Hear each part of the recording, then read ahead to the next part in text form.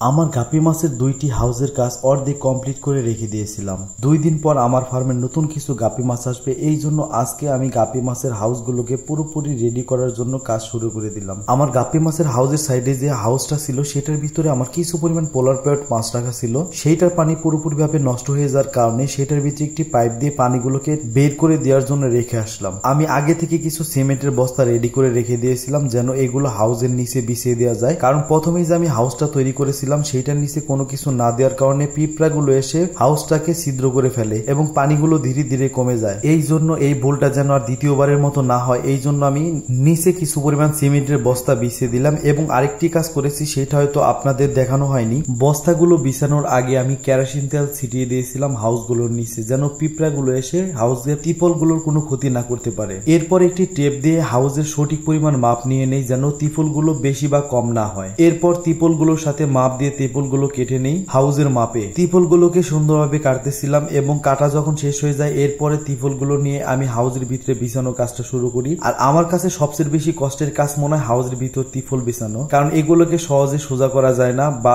একদিকে কম পড়ে যায় একদিকে বেশি হয়। এই সমস্যার কারণে পরবর্তীতে 2 বালতি পানি আমি হাউসের ভিতরে দিয়ে নেই, তারপরে ত্রিপলগুলোকে সুন্দর করে আমি চারি সাইডে সমানভাবে বিছিয়ে দিই। একটি হাউসের কাজ কমপ্লিট হওয়ার পরে সেকেন্ড হাউসের কাজটা শুরু করি এবং সেকেন্ড হাউসে সেম ভাবে আমি ত্রিপলগুলোকে বিছিয়ে দেই। আরেকটা বিষয় হলো ত্রিপল দিয়ে হাউসগুলো তৈরি করলে পরে অল্প খরচের ভিতরে হাউসগুলো করা যায়। আর এইখানে যে আমার সেটআপটা আপনারা দেখতে পাচ্ছেন, এটা আমার নতুন সেটআপ এবং বাড়ির আরেক পাশে আমার আরেকটি সেটআপ আছে, সেইখানে ফলের ক্যারেট দিয়ে কিছু পরিমাণ মাছ রাখা আছে। এখন মাছগুলোকে একটু বেশি পরিসরে করার জন্য আমি এখানে বড় বড় করে হাউসগুলোকে তৈরি করছি। চাইলে আমি এখানে সিমেন্টের হাউসগুলো করতে পারতাম। এই জায়গাটা আমার মাছের ফার্মিং করার জন্য আসলে ফিক্সড কোনো জায়গা না, এই জন্য মূলত আমি এখানে ত্রিপল বা পলিথিন দিয়ে হাউসগুলো তৈরি করছি যেন পরবর্তীতে এখান থেকে হাউসগুলো সরিয়ে ফেলা যায়। গাপি মাছের হাউসগুলোর কাজ শেষ হওয়ার পরে আমি চলে আসি আমার পোলার প্যারট মাছের হাউসগুলোর কাছে। সেখানে আসার পরে প্রথমে আমি একটি নেটের মাধ্যমে আমার হাউসের যত পানাগুলো ছিল সেগুলোকে কালেক্ট করি। কালেক্ট করার পরে অন্য একটি হাউসে নিয়ে ছেড়ে দেই। এরপরে একটি নেটের মাধ্যমে সেখান থেকে যে পোলার প্যারট মাছগুলো আছে সেটাকে একটি অ্যাকুরিয়ামের ভিতরে ধরে রাখি।